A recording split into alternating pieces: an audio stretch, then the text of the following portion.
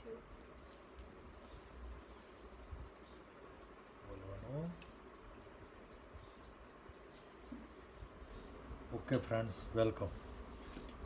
हमने lesson number 2 में जो पेंसिल शेडिंग की मैंने आपसे बात की थी, ठीक है, कि पेंसिल शेडिंग को बेसिकली जो टेक्निक है वो आपके हाथ के प्रेशर के ऊपर है, कहाँ पे लाइट करना है, कहाँ पे डार्क करना है.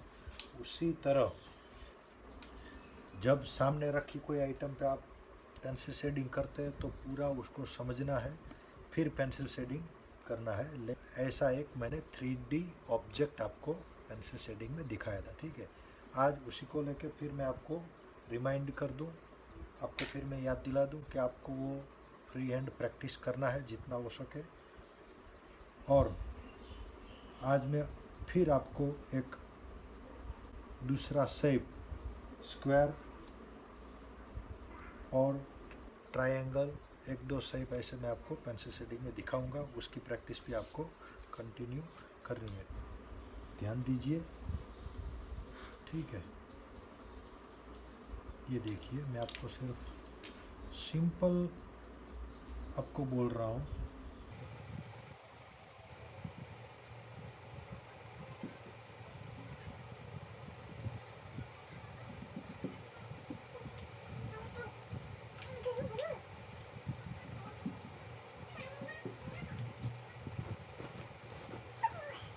जो ऑब्जेक्ट मैंने बनाया है, ठीक है, उसमें आप सिंपल एक तरीके से याद रखिए कि लाइट यहाँ से आपको मिल रहा है, ठीक है. तो उसी लाइट के हिसाब से आप बहुत सिंपल तरीके से सोचिए कि यहाँ पे लाइट मिलेगा, यहाँ पे मिडल टोन, ये पीछे का पार्ट है एग्जैक्ट लाइट के पीछे का, तो यहाँ आपको डार्क मिलेगा, ठीक है. तो मैं यहाँ पे आपको मैं उसका शेडिंग दिखा रहा हूँ, आप देख लीजिए. इसको मैं थोड़ा हल्का सा लाइट रखूँगा, आप देख लीजिए.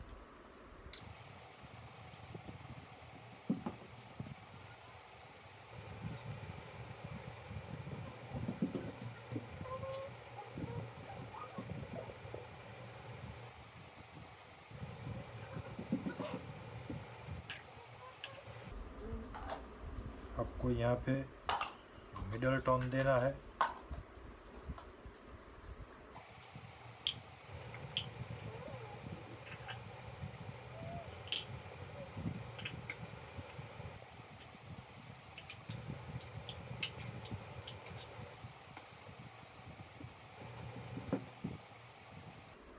ठीक है. और ये वाला पार्ट जो है उसको थोड़ा डार्क, एग्जैक्ट पीछे का पार्ट है तो उसको थोड़ा डार्क बनाना है.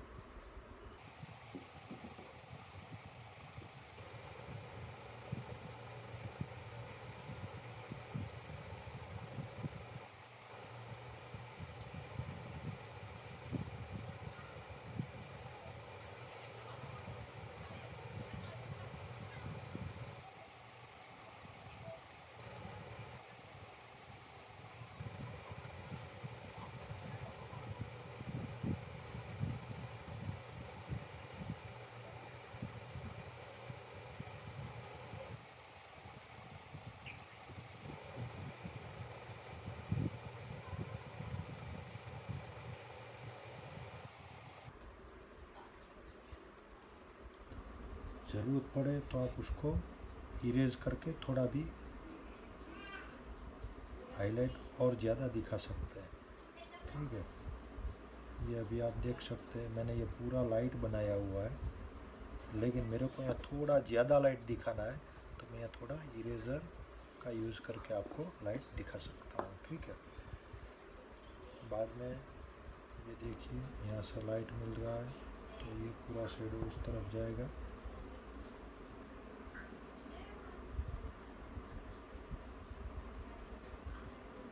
एग्जाम्पल मैं आपको दूसरा शेप अभी दिखा रहा हूँ, अब देखिए.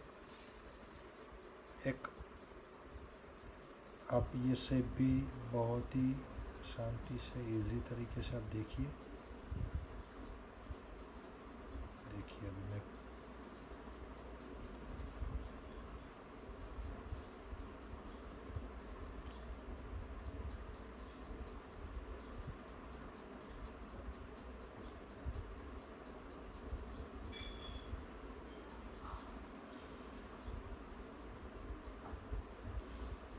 ये वाला जो लाइट है वो इधर जो आ रहा था, ये वाला लाइट है इसके ऊपर यहाँ पे आ रहा है, ये ऑब्जेक्ट के ऊपर भी वही लाइट मिल रहा है। तो आपको ये प्रैक्टिस के लिए बोल रहा हूँ कि यही लाइट मैंने रखा है, लेकिन ये लाइट के हिसाब से ये ऑब्जेक्ट ऐसा दिखता है तो दूसरा ऑब्जेक्ट ही लाइट में कैसा दिखाई देगा, उसी हिसाब से आपको काम करना है। ठीक है, तो आप देखिए इस ऑब्जेक्ट में हम शेडिंग करते हैं।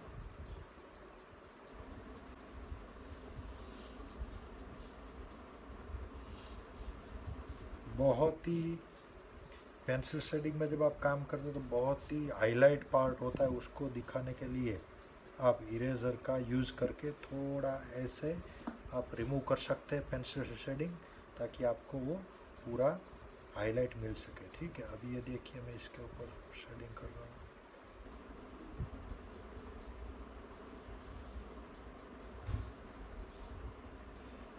ये लाइट जो लाइटिंग इफेक्ट है, यही लाइट आपको कैसे यहाँ पे दिखेगा वो देखना है।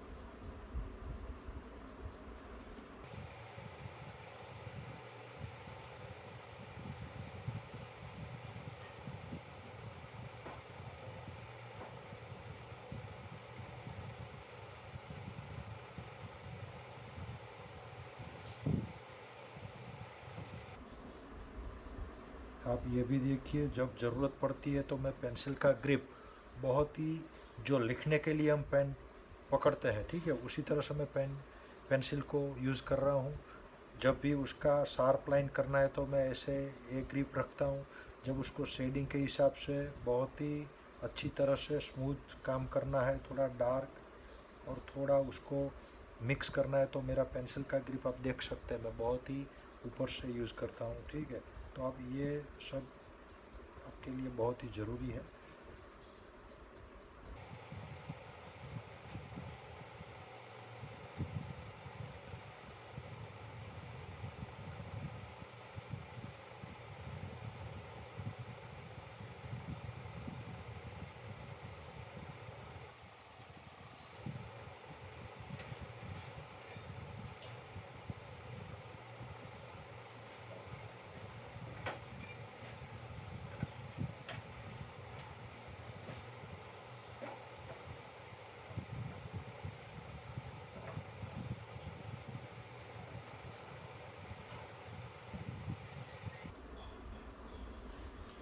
अगले लेसन में जो हमारी पेंसिल शेडिंग की बात हुई थी, उसी पेंसिल शेडिंग के लिए ही अभी मैंने आज भी ये दूसरे दो ऑब्जेक्ट आपको पेंसिल शेडिंग में दिखाया है, ताकि आपको उसका प्रैक्टिस बहुत अच्छी तरह से हो सके। तो आप उसको जितना हो सके प्रैक्टिस कीजिए, आपके लिए बहुत ही फ़ायदे में रहेगा।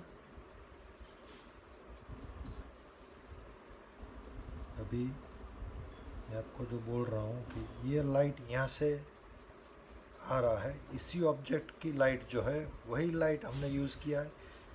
तो ये लाइट यहाँ पे मिलती है तो पूरा ऑब्जेक्ट का जो शेडो है, ठीक है, वो हमको उसके ठीक पीछे मिलेगा। देखिए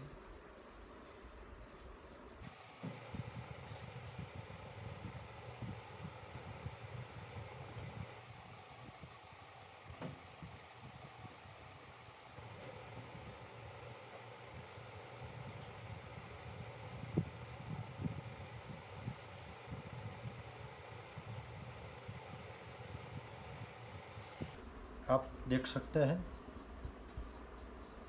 मैं ये जो प्रैक्टिस आपको बोल रहा हूँ इसीलिए कि आगे जाके आपको ओरिजिनल स्टिल लाइफ के ऊपर जब काम करना है तो लाइटिंग कहाँ से मिल रहा है वो बहुत ही ज़रूरी है देखना, क्योंकि उस टाइम आपके सामने ऑब्जेक्ट 3 या 4 रहेंगे, तो एक ऑब्जेक्ट बड़ा होगा, एक छोटा होगा, एक आगे होगा, पीछे होगा, स्टील का होगा, प्लास्टिक का होगा, जो मटेरियल है वो अलग अलग भी हो सकता है, ठीक है, ग्लास का भी हो सकता है। तो आपको वो लाइटिंग के हिसाब से जब काम करना है तो अभी आपको सिर्फ ये बेसिक उसका थोड़ा बहुत तो प्रैक्टिस करना पड़ेगा, ताकि आपको पता चले कि पूरा लाइट है।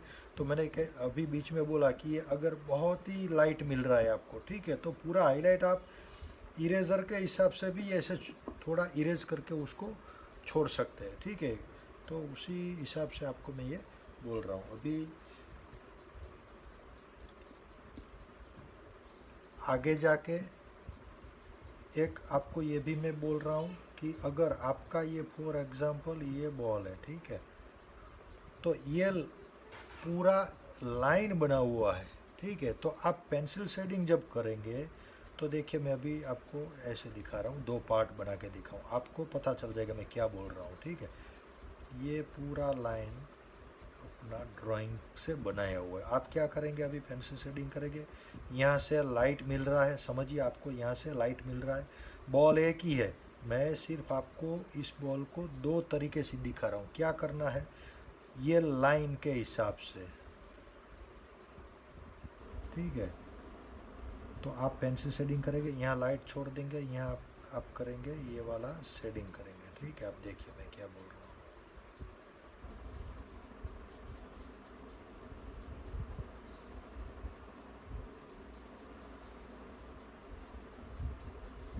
ठीक है, आपने ये यहाँ पे बनाया बॉल, ठीक है। दूसरा मैं ये बोल रहा हूँ कि आपका जो बॉल का ये लाइन है, एज है, ठीक है, उसको पेंसिल शेडिंग से ऐसे मर्ज कीजिए, मिक्स कीजिए, ताकि वो पूरा बॉल का ही पार्ट है, यानी अभी मैं जो आपको दिखा रहा हूँ उसी तरह से आपको शेडिंग करना है, ये जो अपना पार्ट है बॉल, ठीक है। तो आप देखिए मैं क्या बोल रहा हूँ, उसी से आपको धीरे धीरे धीरे धीरे उसको ही डेवलप करना है, उसी लाइन से लेके ही आपको डेवलप करना है। देखिए मैं क्या बोल रहा हूँ, देख सकते हैं।